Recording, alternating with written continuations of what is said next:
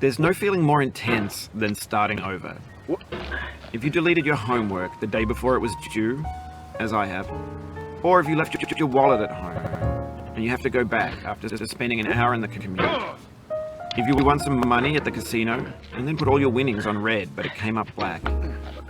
If you got your best shirt dry cleaned before a wedding and then immediately dropped food on it. If you won an argument with a friend and then later discovered that they just returned to their original view. Starting over is harder than starting up. If you're not ready for that, like if you've already had a bad day, then what you're about to go through might be too much. Feel free to go away and come back. I'll be here.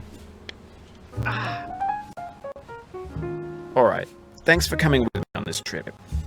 I'll understand if you have to take a break at any point. Just find a safe place to stop and quit the game. Don't worry, I'll save your progress, always, even your mistakes.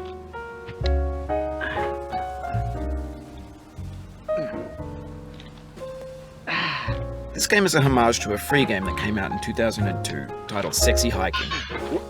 The author of that game was Jazor, a mysterious Czech designer who was known at the time as the father of B games. And B games are rough assemblages of found objects. Designers slap them together very quickly and freely, and they're often too rough and unfriendly to gain much of a following. They're built more for the joy of building them than as polished products.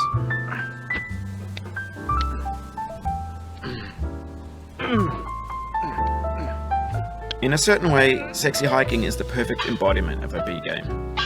It's built almost entirely out of found and recycled parts, and it's one of the most unusual and unfriendly games of its time. In it, your task is simply to drag yourself up a mountain with a hammer. And that act of climbing, in the digital world or in real life, has certain essential properties that give the game its flavor. No amount of forward progress is guaranteed.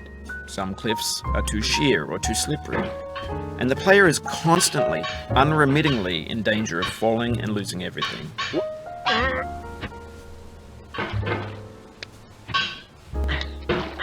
Anyway, when you start Sexy Hiking, you're standing next to this dead tree that blocks the way to the entire rest of the game.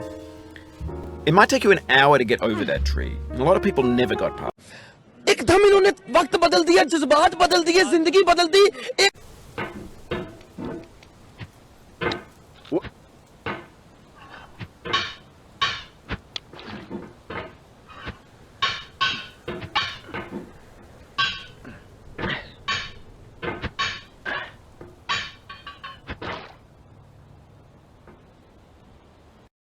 Few moments later.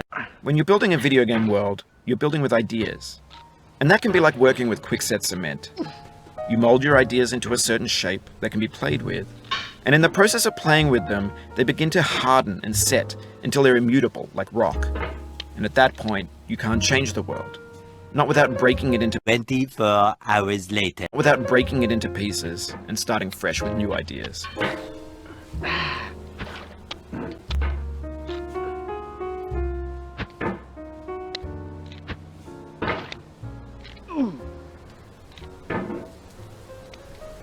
A week later.